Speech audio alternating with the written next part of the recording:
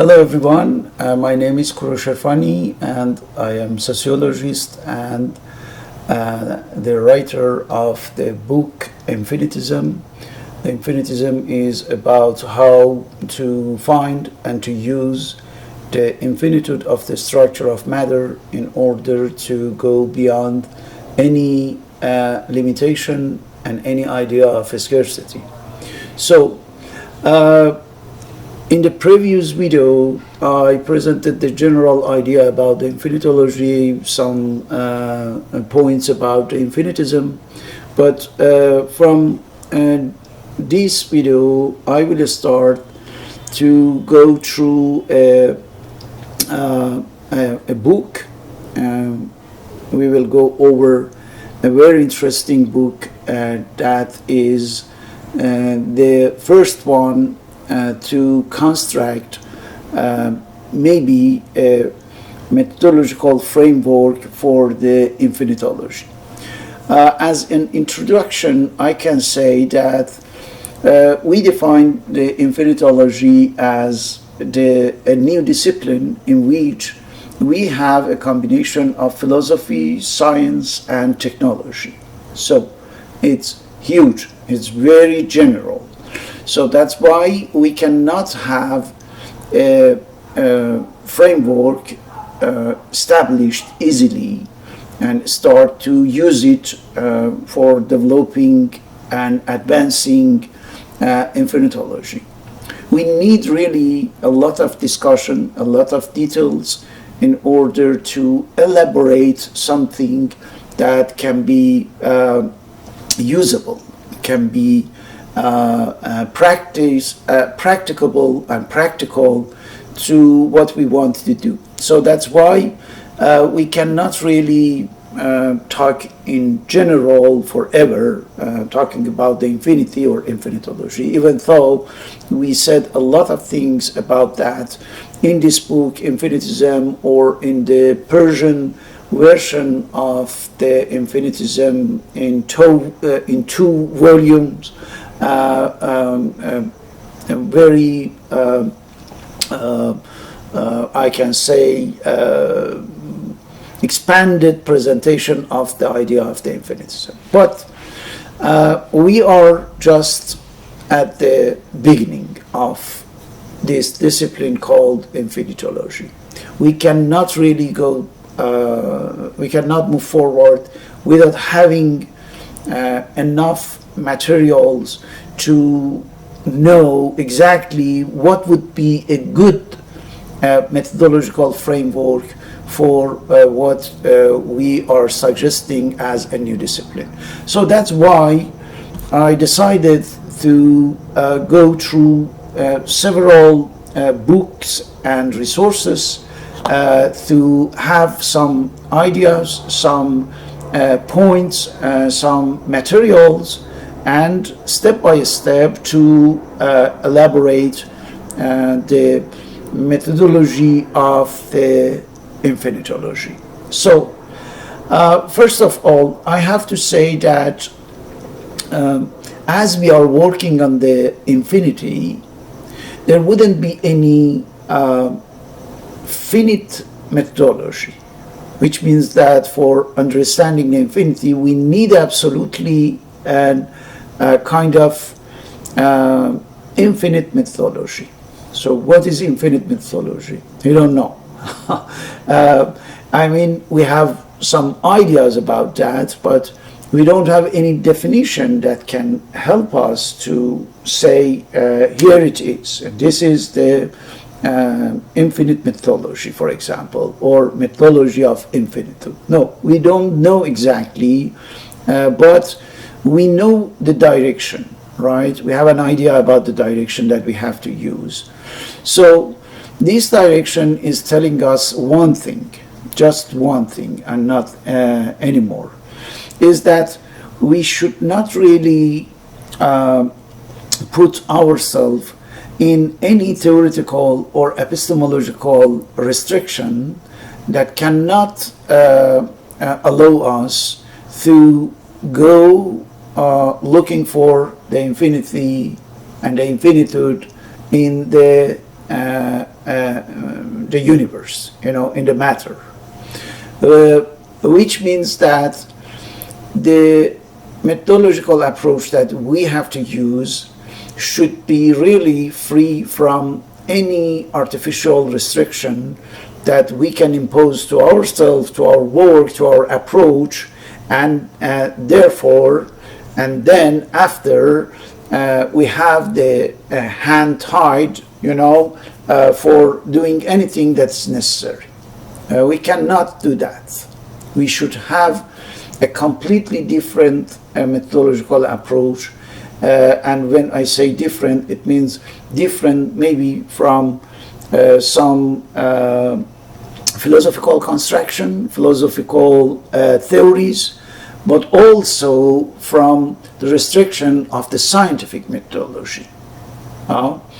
If you read this book, you will see how seriously and consistently I am emphasizing on the necessity of using a very clear and defined methodology for what we are doing, right? But it doesn't mean that we have just to use one single methodology for that. The characters that are in this book are discussing about how to create a worldview, which is effectively an entity, a very precise construction of an intellectual thing. It's an intellectual construction, a worldview, a view on the world, how we can understand man, society, world, universe, nature, that's the worldview. So in order to create this entity, they need absolutely a methodology. That's why in all the book they are discussing about this and that, the different subjects like the society, like the physical organism, physical body of the human, about the mind and psychology of the human beings. And in all this discussion, they are using effectively a methodology, right? A precise methodology. And they respect the criterions of this methodology.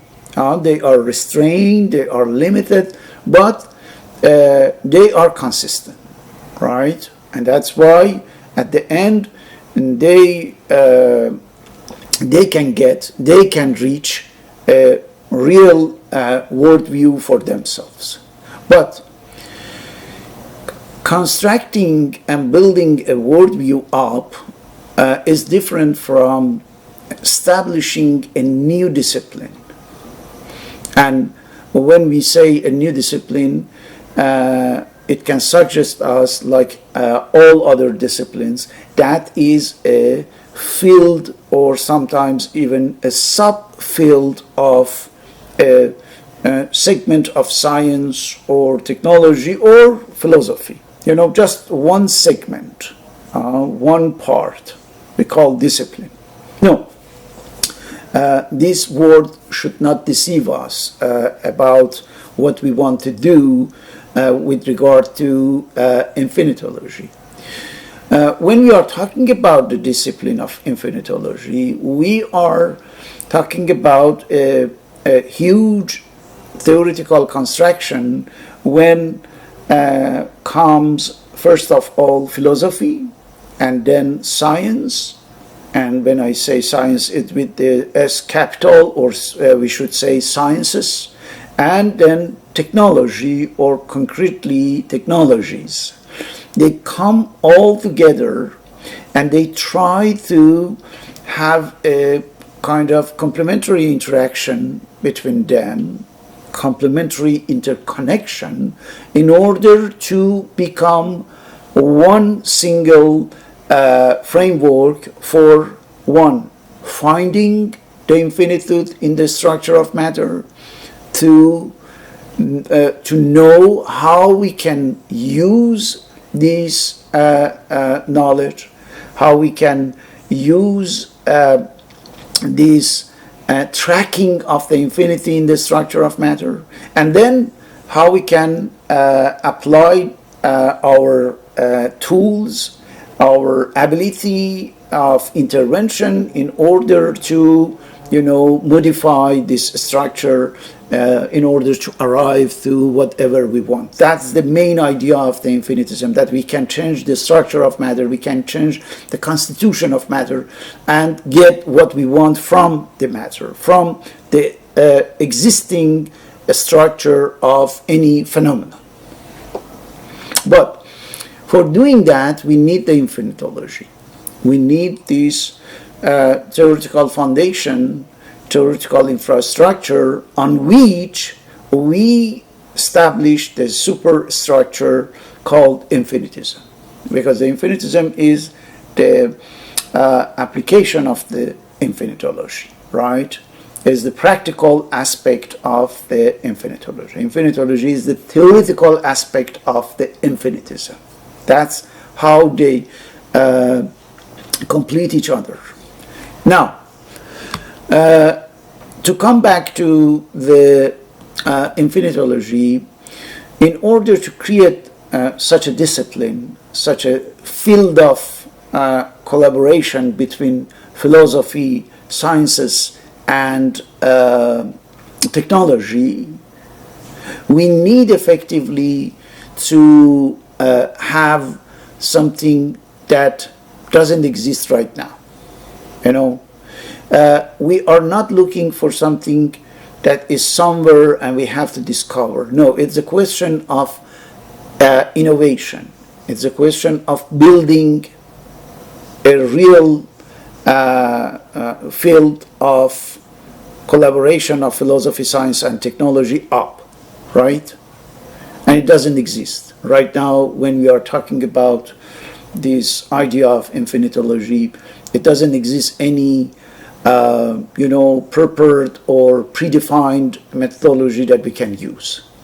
So that's why we need to go through a lot of work, different kinds of work, to elaborate that, to establish the infinitology. That's why I said in one of my previous videos that this is a collective work, this is a teamwork, right? But as the subject is strange, is new, the people are not really familiar with the idea of the infinity, the infinitism, and even less with infinitology. So we need time in order to make these new ideas known to the people, to the public, and if there are the curious people, if there are the interested people in this idea, I am pretty sure that step by step there would be here and there one person, one student, one professor of university, one teacher, one scientific, that would be more and more interested in this discussion and in this work, and from that moment we can create a momentum and move forward. For now, I can understand that the people are, kind of reluctant. Why? Because they don't know what it is exactly. What does it mean, infinitism? What does it mean, making infinity a philosophy for life, for example? And I said even less, what is this strange word of infinitology? So it's understandable, and that's why, as any new work, we need patience, a lot of patience, And when I was launching this idea, and when I started to work on the book, the Persian version of that, or the English one, and then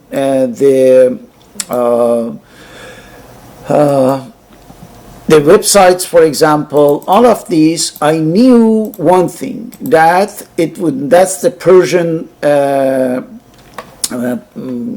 that's a Persian book of infinitism, and this is something very voluminous, in two volume, in 1,000 page. You see Infinitism, Philosophical Theory for Change. That's the volume 1, and there is also the volume 2, and explaining in detail a lot of things regarding infinitism, regarding the infinitude and the applications, and so on and so on. So I want to say, this is not totally, empty or without anything that we started. We started with a few years of a study on the subject, and the publications in Persian, publications in English, and I hope that I can translate this English book in French, and then publishing in the French language, and then translating the Persian version in the English one, in the French one. So you see that there are lots of work to do. But back to Infinitylogy.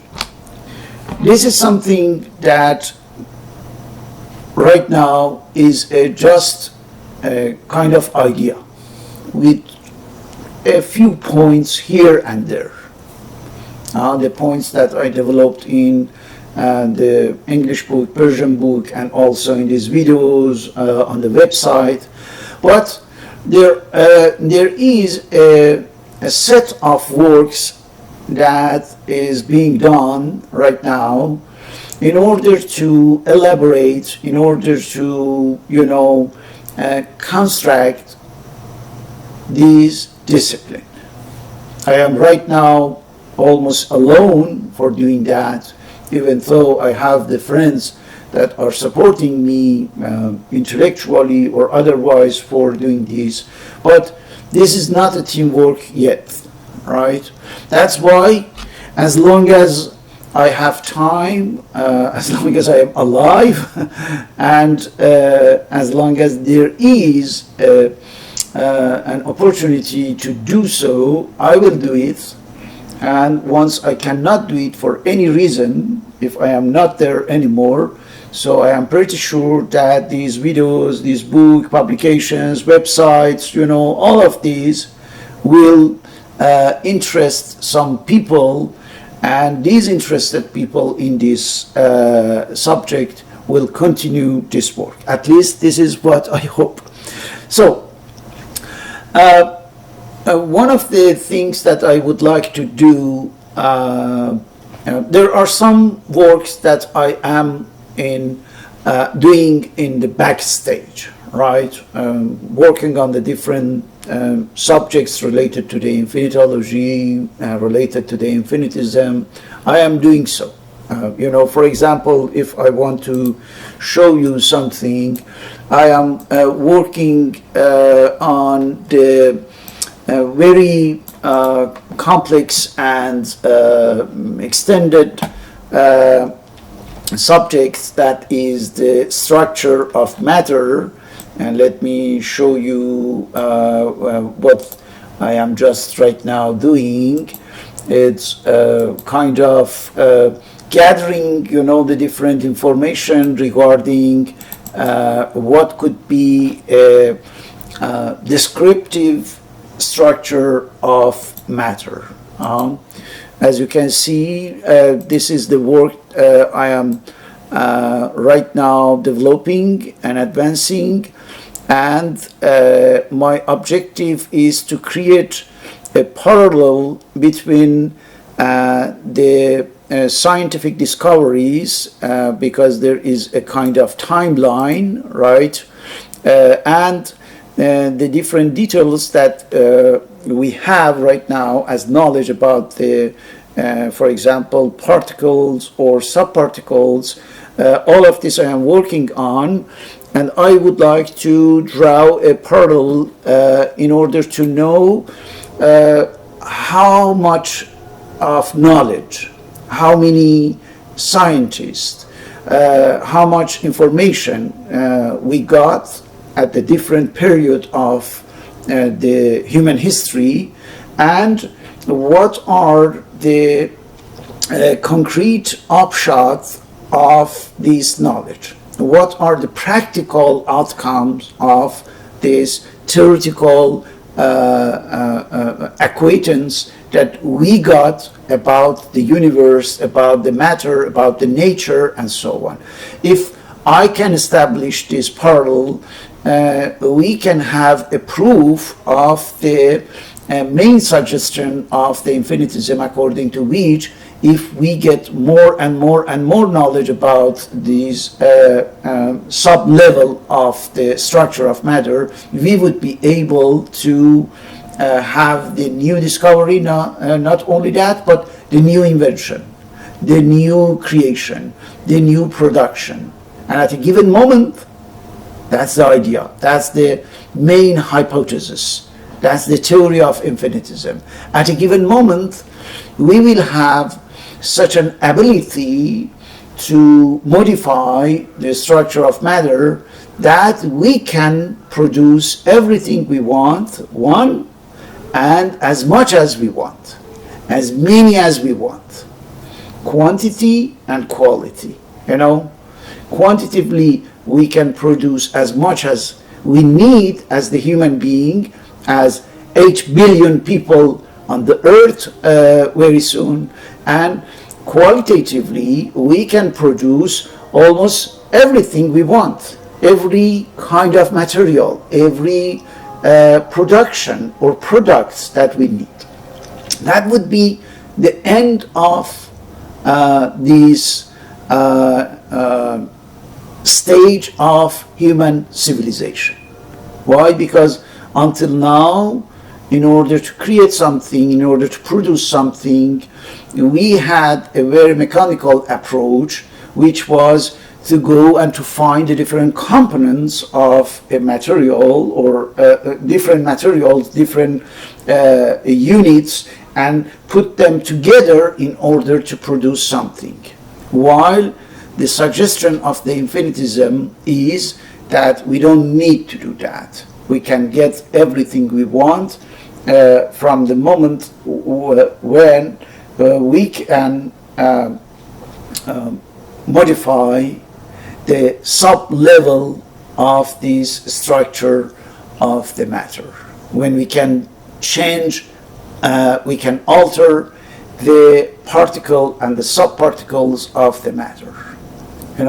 We are just at the very beginning of this infinite way, infinite path that would free the human civilization from all the primitive restrictions that in which we are prisoners.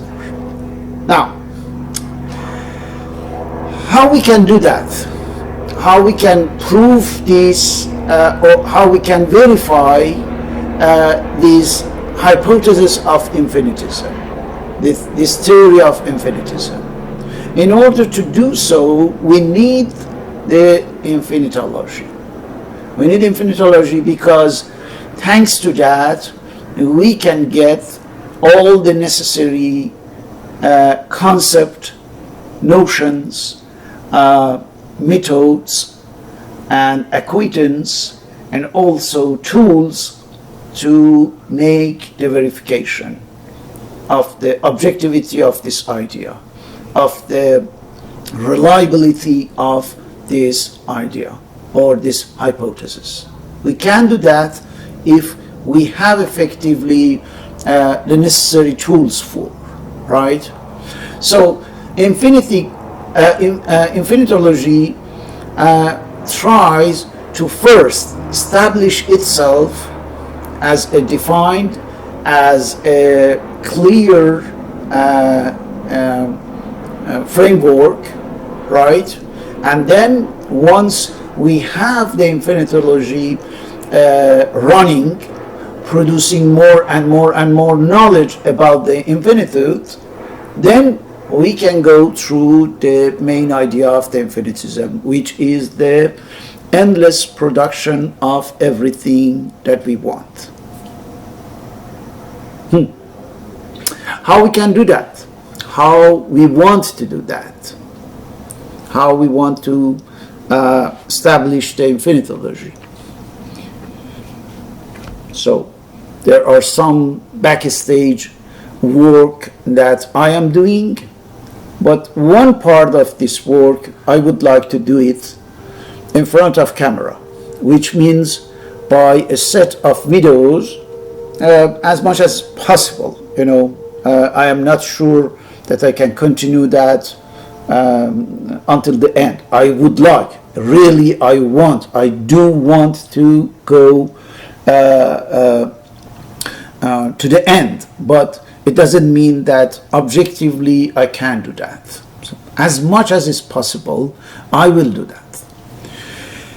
What I want to do is to go over one book that is the first one on which we will work together in this set of videos, and I would like to show you how we can find very interesting ideas, very interesting suggestion about the what could be and what would be or what should be the methodology or the appropriate methodological approach of the Infinitylogy.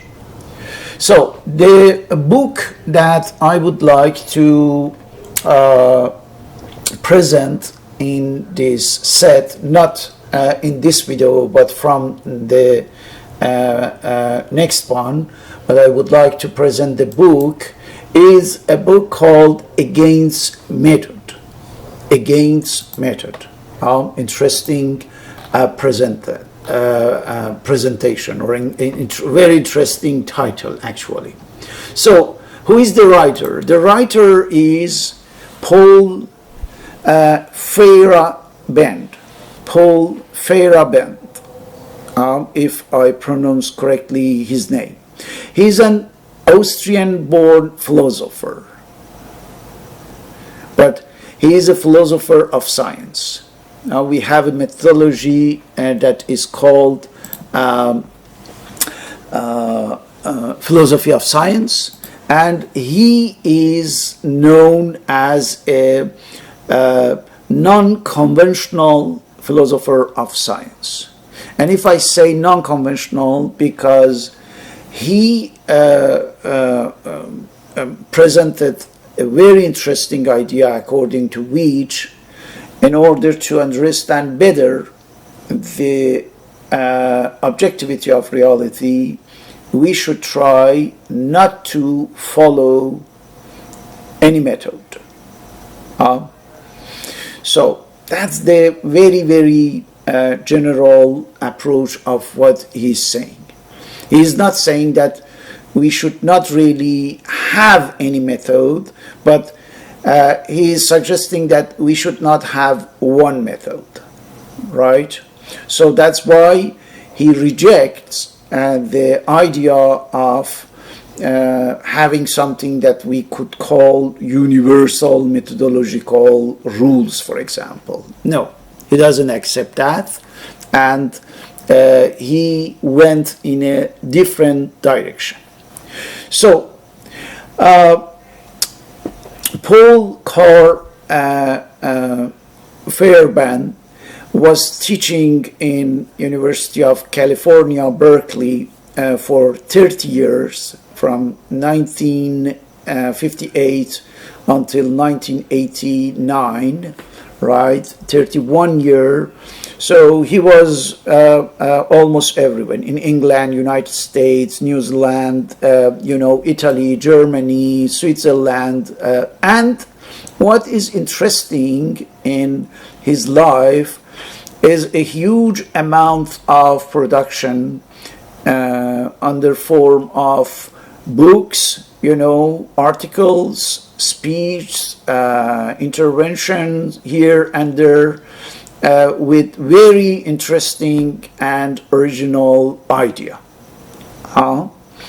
So if we go through, for example, bibliography, you will see his books, a lot of books, and a lot of articles as well.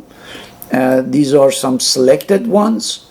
And in this set of videos that I want to present to you, I choose one of his books called Against Method.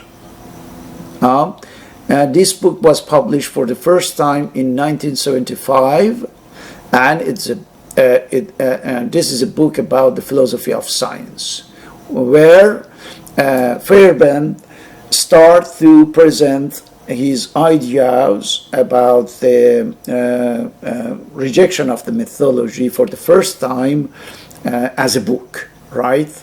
And that's why there are the very good presentation with the chapters, introduction, and so on. So what we are going to do from the next video is to get this book as such and start to read it together, right? I have a PDF version of this book. As you can see, this is for the first time this book was published in 1975, and then the revised one in 1988.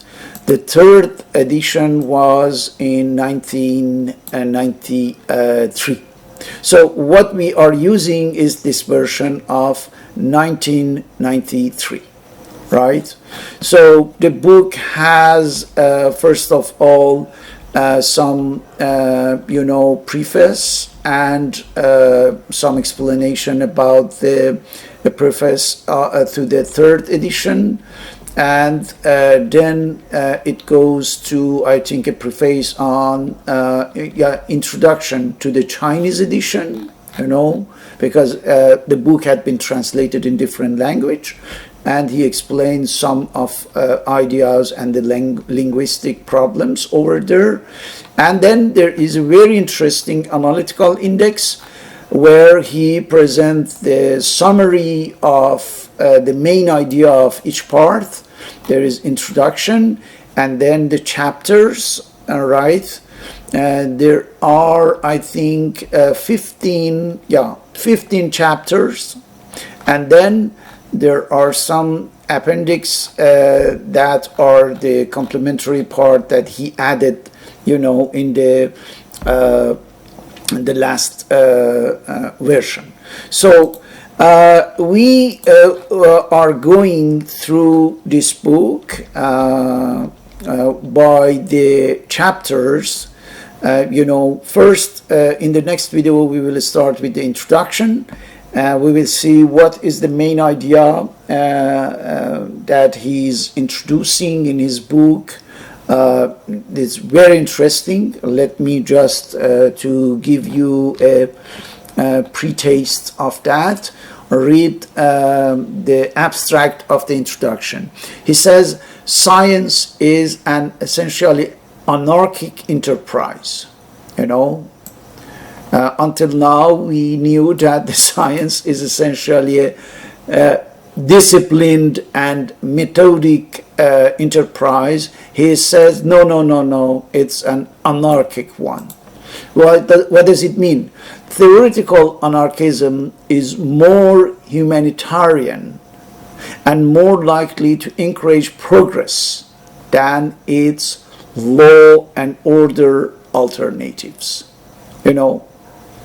So he is making a choice, a very clear choice, to prefer, an anarchic approach of science than a methodical with the precision of law and order. And the reason is very simple. you can see in this just phrase. Why it's preferred that? Because it's more humanitarian, which means that it will help us better for our human understanding of the world, and because it can encourage progress more than any other approach. So that's the idea. And in the next video, we will go through this introduction. It's almost, I think, 5-page, 5 complete pages. We will go through that. I will show you the text, and we will read paragraph by paragraph, and we will try to see if there is something that could be interesting to us for what we want to do. What we want to do, we want to see what could be the theoretical foundation of the Infinitylogy, right? More and more precision on what we have to do with the Infinitylogy when we said that this is a discipline that will marry, philosophy, science, and technology. How we can do that? How we should do that? In order to do it, we will use the different sources, different references. The first one is this book of the Paul Feyerabend, Against Method, and we will go. We will move forward in the text and see if there are the points, and if there are the interesting, useful, and practical points for us, we will keep them. We will uphold them in order to use later in our methodological construction of the Infinitylogy. So if you are interested, please come along with these videos from the part 8 of this set of Infinitylogy. We will work on the book of the Paul Feyerabend called Against Method, the 3rd edition, 1993 edition, and we will use that to see what we can do. Thank you very much for watching this video, and see you in the next one. Bye.